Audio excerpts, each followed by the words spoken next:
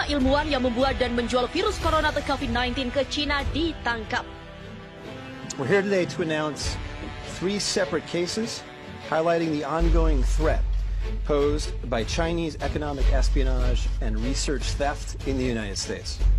Kabar tentang seorang ilmuwan asal Universitas Harvard, Amerika Serikat bernama Charles Lieber ditangkap karena membuat dan menjual virus corona atau COVID-19 ke China beredar di media sosial. Federal investigators at the Lexington home of 60-year-old Dr. Charles Lieber today, moments after his arrest at his Harvard office. The complaint alleges that Dr. Lieber signed a contract with the Chinese university in Wuhan and was paid up to $50,000 per month, plus up to $158,000 in living expenses. Kabar ini disebarkan akun Twitter @JohnBWellCTM pada 5 April 2020. Akun Twitter ini mengunggah informasi mengenai penangkapan Charles Lieber. USA just discovered the man who manufactured and sold the #coronavirus to China. The chair of Harvard's chemistry department, he also allegedly received more than $1.5 million to set up a research lab in China, all while working at Harvard and receiving multiple research grants from the U.S. Department of Defense and National Institutes of Health. Also charged today, 2 Chinese nationals, 29-year-old Yang Qingyi, who worked as a scientific researcher at Boston University. 30-year-old Zhaozong Zhang worked on cancer research at Beth Israel Deaconess Medical Center. Dr. Charles Lieber, head of the Chemistry and Biology Department at Harvard University, USA. He was just arrested today, according to American Department source. For trying to smuggle vials of biological material out of the United States to China and lying about it to federal investigators. Now, Lieber is due back in court Thursday. He's currently behind bars. He could face up to 5 years in prison if convicted. AS baru saja menemukan pria yang memproduksi dan menjual coronavirus ke China.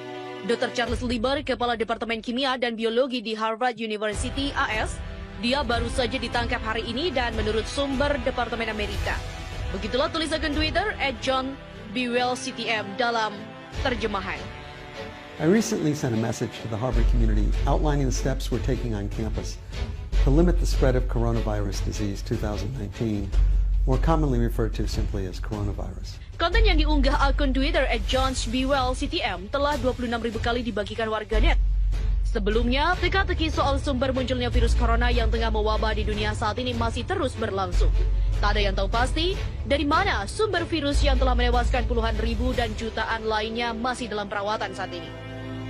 Di tengah teka-teki ini, seorang pria yang mengaku sebagai seorang perwira senior intelijen militer Cina muncul. Dia mengaku mengetahui tentang seluk-beluk kemunculan virus corona dan bagaimana sehingga menyebar ke seluruh belahan dunia hingga saat ini. Dia juga menjelaskan tentang kebohongan dan kekejian yang dilakukan oleh pemerintahan Cina. Hal itu ia sampaikan melalui akun media sosial yang dirahasiakannya, namun tulisannya didapat oleh seseorang lalu dipublikasikan di laman www.intelhub.com pada pertengahan Februari lalu. Dan berikut ini adalah tulisan selengkapnya. Claim said, I am a senior Chinese military intelligence officer and I know the truth about the coronavirus outbreak. Once we realized that the agent had escaped and would start to spread, we swiftly put all of Wuhan into lockdown.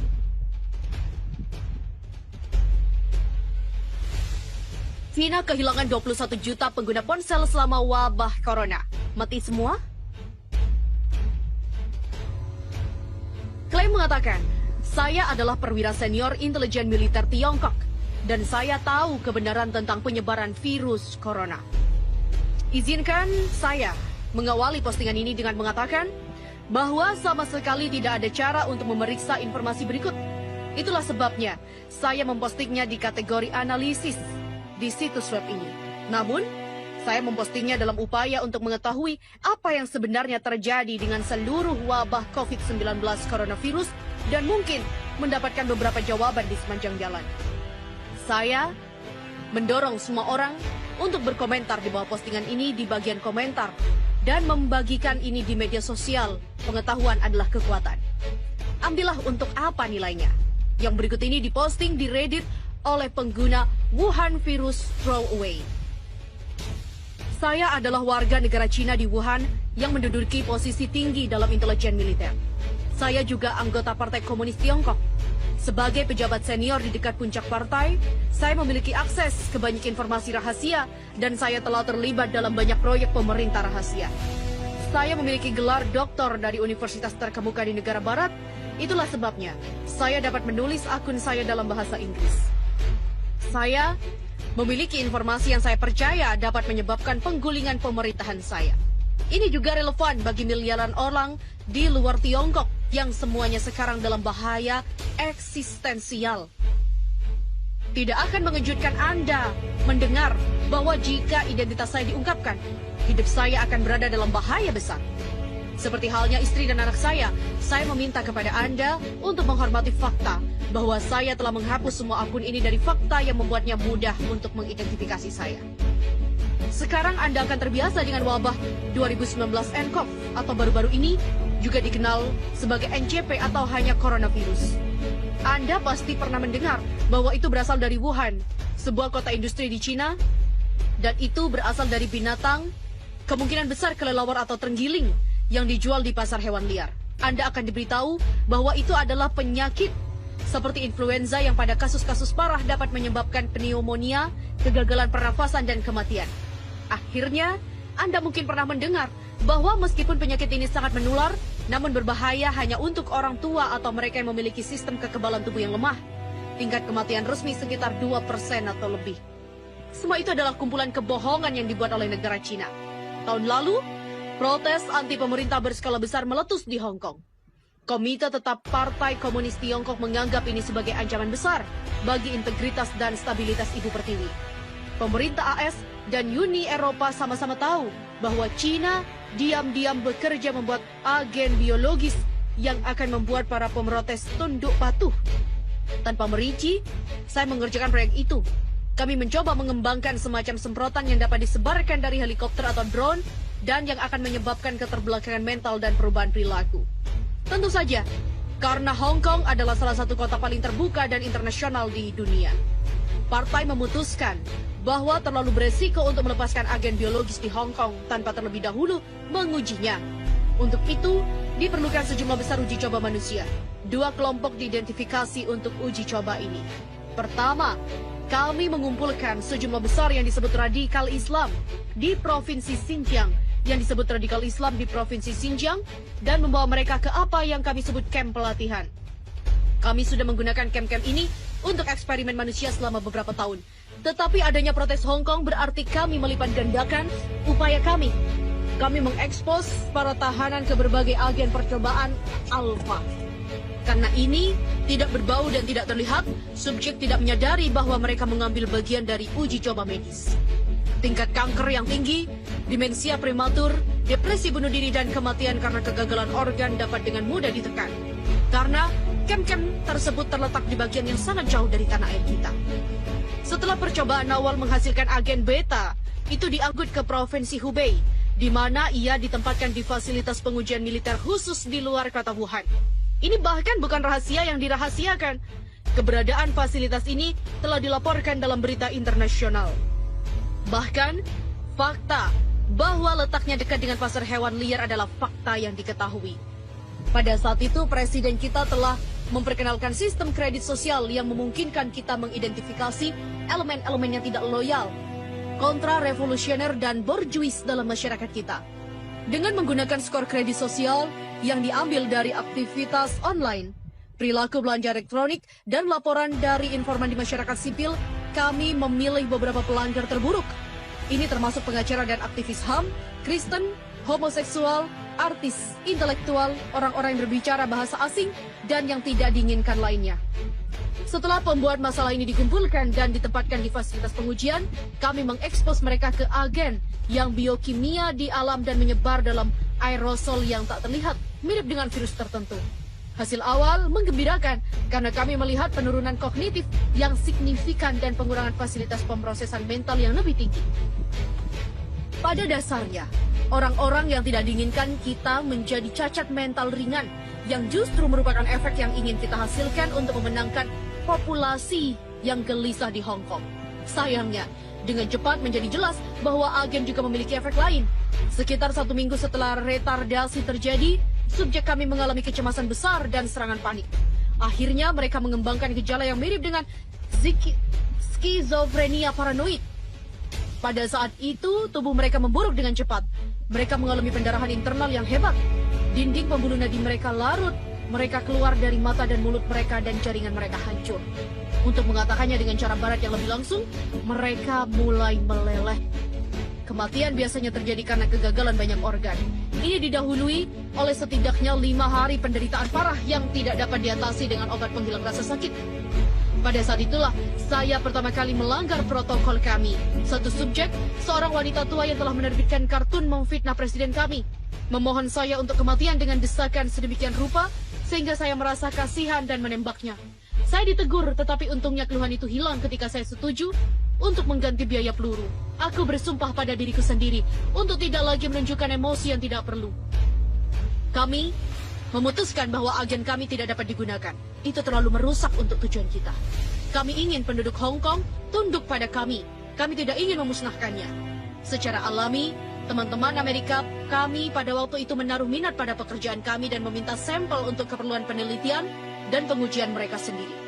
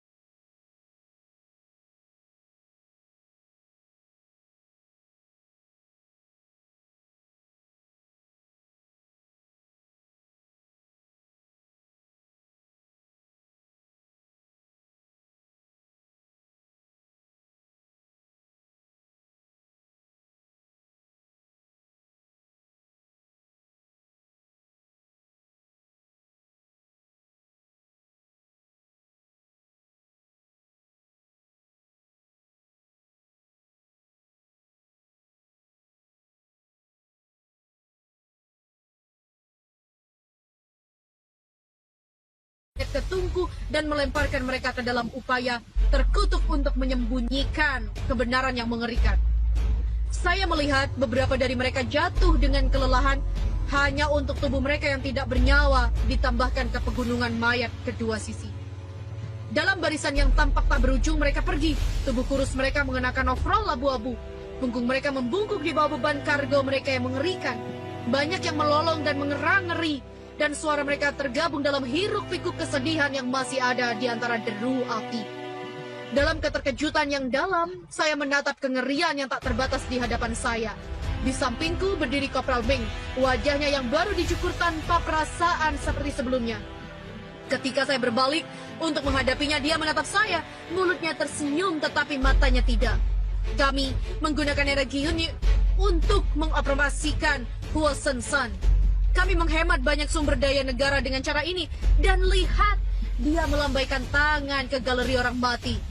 Dan ada begitu banyak dari mereka di sini. Ada hampir bisa menggambarkannya sebagai energi terbarukan.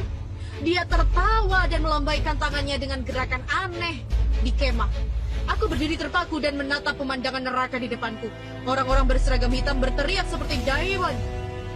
Pada para bajingan, dia membuang mayat-mayat itu untuk mereka. Mereka menanggalkan apapun yang memiliki nilai perhiasan, uang tunai, pakaian mahal, dan melemparkan barang-barang ini ke tumpukan besar di sebelah tungku. Ketika saya bertanya kepada Kopral apa yang akan dilakukan dengan barang-barang itu, mereka mengatakan bahwa mereka akan digunakan untuk membayar biaya perawatan yang dikeluarkan oleh pasien yang tinggal di Huosen San. Saya muntah di toilet. Ketika saya memerah dan keluar dari kios, Kopral Meng berdiri di dekat pintu dan menatap saya.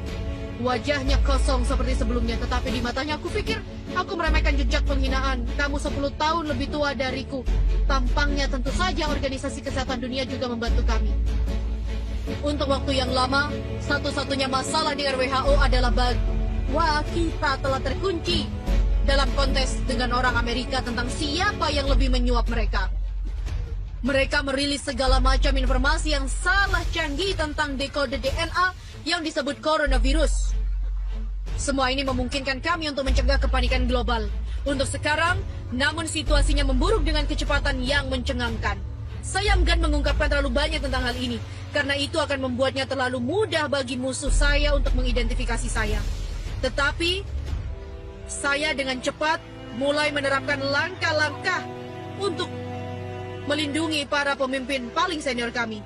Jika Anda melihat berita dunia, Anda akan melihat bahwa Xi Jinping, presiden kami, menghilang sekitar 1 minggu setelah wabah, sebelum terlihat lagi dengan pemimpin Kamboja. Anda harus tahu bahwa orang yang bertemu dengan pemimpin Kamboja itu bukan presidensi. Itu adalah tubuh ganda yang selama ini bertahun-tahun dilatih untuk terlihat dan terdengar seperti presiden kita. Presidensi tentu saja tidak cukup ceroboh untuk mengambil resiko kematiannya sendiri. Dia dengan aman berlindung di bunker rahasia di bawah Zhongnanhai, markas besar partai di Beijing. Dia juga bukan satu-satunya pemimpin yang bersembunyi di sana. Bahkan, saya dapat meyakinkan Anda bahwa lebih dari setengah dari semua anggota senior partai saat ini sedang ditiru oleh aktor terlatih yang mengikuti instruksi yang diberikan kepada mereka melalui implan khusus. Apakah Anda benar-benar berpikir bahwa Perdana Menteri kita akan mempertaruhkan nyawanya dengan pergi ke Wuhan? Semua ini berarti bahwa pemerintah kita telah lumpuh total dan fungsi negara telah diambil alih oleh militer. Menjadi jelas bagi saya bahwa upaya kami tidak ada gunanya. Ya, penguncian, larangan, perjalanan, dan pembunuhan jurnalis pemberontak yang ditargetkan memungkinkan kami menyembunyikan situasi sebenarnya. Kami menyembunyikan situasi sebenarnya di Wuhan, tetapi saya tahu bahwa ini tidak akan bertahan lama. Setelah kematian massal dimulai di seluruh dunia, menurut perkiraan kami, ini akan terjadi dalam minggu depan atau lebih. Semua orang akan tahu kebenarannya akan menjadi jelas bahwa kita tidak dapat melindungi diri kita dari agen. Masker bedah, pembersih tangan, sarung tangan, tidak ada yang bisa menghentikannya. Tidak ada yang lebih kecuali topeng hazmat khusus. Tetapi itu tidak dapat diproduksi dalam jumlah yang cukup. Anda orang biasa bahkan tidak akan pernah menerima satu, apalagi jumlah yang cukup, melihat Anda melalui Holocaust yang akan datang. Bagi Anda yang membaca ini, Oleh karena itu yang bisa saya sarankan adalah Anda menjaga orang yang Anda cintai tetap dekat dengan Anda. Peluk mereka, beritahu mereka apa artinya bagi Anda. Nikmati waktu yang tersisa dengan mereka. Tidak lazim dalam budaya Cina untuk mengekspresikan perasaan seseorang dengan cara ini. Tetapi saya telah belajar pentingnya gerakan seperti itu. Saya berjanji kepada istri saya bahwa saya akan menunjukkan dokumen ini kepadanya sebelum saya mempostingnya. Namun saya melanggar kata-kata saya. Aku mendengarnya menangis dalam isak tangis yang keras di kamar tidur dan keyboard laptopku basah oleh air mataku sendiri.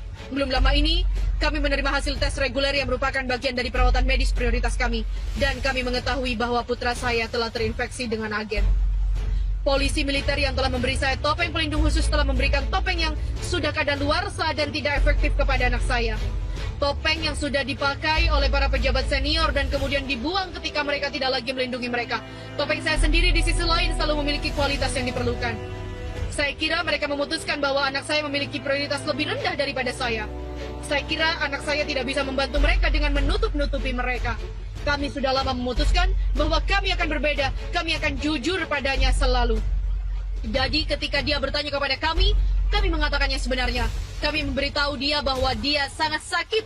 Dia bertanya lebih banyak dan kami memberitahunya bahwa dia tidak akan membaik. Dia terus bertanya dan kami memberitahunya bahwa dia akan mati. Dia sangat kecil, tapi dia cukup tua untuk mengerti. Ratapannya yang menakutkan akan menghantuiku selama sisa hari-hariku yang menyedihkan di dunia ini. Biarkan mereka datang, biarkan mereka lakukan dengan saya seperti yang mereka mau. Saya tidak peduli lagi.